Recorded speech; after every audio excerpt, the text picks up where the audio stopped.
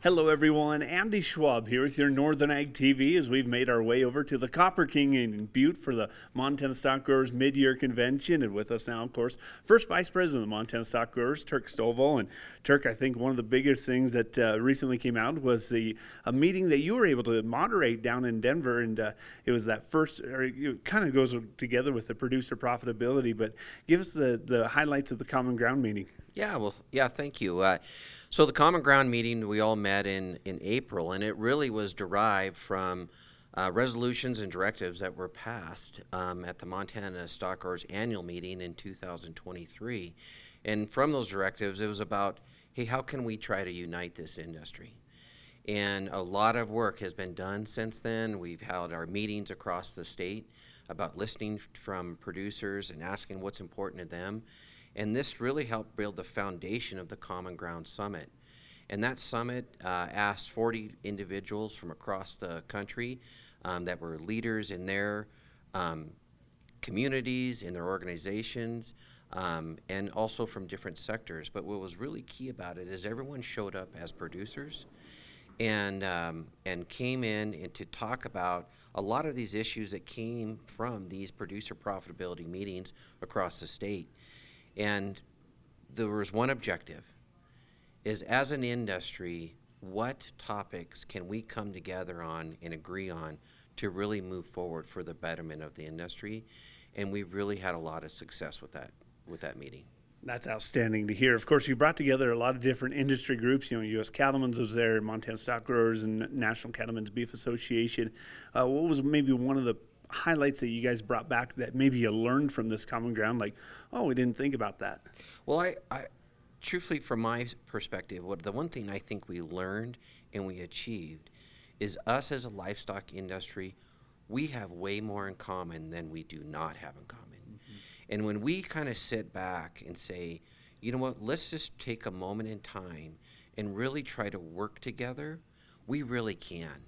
And if that's one thing I'm pretty proud of what happened at the summit, is this was really a moment in time where we really can unite as an industry and we really can move topics forward. And it really became a platform that really can be used as we go into the future. As mentioned, we're here at the Copper King for the mid-year meeting for Montana Stockgrowers. What are some of the highlights you're looking forward to for throughout these next couple of days? Well, you know, producer profitability is a really high priority for Montana Stockgrowers, and so you're going to hear a lot of those topics come back out, and we're really looking at really trying to find those solutions for labor for all of our producers in the state. Obviously, taxes and what the Trump administration is doing right now is another big topic, and happy to say much of the discussion points that we brought from the producer profitability meetings from across our state are in these bills that are getting moved forward right now. What a moment in time where grassroots from right here in our Big Sky state had a major influence on what's happening in Washington, D.C. And that is really where these organizations, these ag organizations, link really grassroots ideas and bring them to Washington, D.C. And we're seeing it unfold right now. Without a doubt, one of the main reasons to be present at the Mid-Year Stockgrowers meeting is we'll be continuing that coverage and bring you more of those details. Also, we'll be back right after this with some of your markets. From the beginning, we've worked closely with farmers. BNSF's ties to the agricultural community go back 175 years. Together, we've innovated to make the U.S. agriculture supply chain one of the most efficient and productive in the world.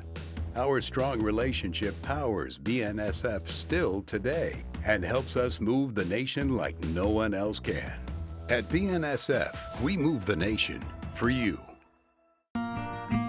Talking with someone that you know is stressed out, those are difficult things to approach, but if you're good friends with those people, reach out and say, I'm here to talk to you.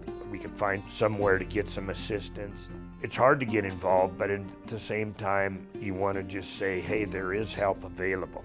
For more tips in dealing with stress in agriculture or for free counseling for egg producers, visit beyondtheweather.com. Welcome back, everyone, as we continue the coverage from the Montana Stockgrowers Mid-Year meeting here at the Copper King in Butte. Well, as we turn to our cattle futures yesterday, the feeder cattle markets had a great day. They actually added over $4 themselves, and well, live cattle futures followed right in suit with them, and that all helped push the cash cattle bids up just a little bit this week, as we're going to sit about $1 to $2 better, anywhere from $2.20 to $2.21 on the hoof, and dress cattle doing a little bit better themselves, $3.68 to $3.70. As mentioned, that was helped out a little bit by the box beef values, as those choice cattle values now sitting just over $3.65 a hundredweight. When we look at some of your local auctions, Pays Livestock had a pretty good test in Billings, as you can imagine the cold cows continue to highlight that market as those prices continue to be, remain elevated, $150 to $160 on the average dressing ones, and lean dressing mamas, well, not very far behind them, right there at that $145 to $155 money.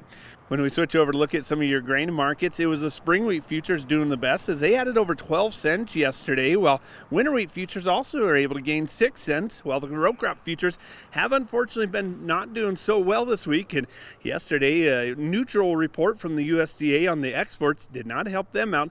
However, as mentioned, the wheat futures are doing pretty good due to some dry regions around many growing areas of the world.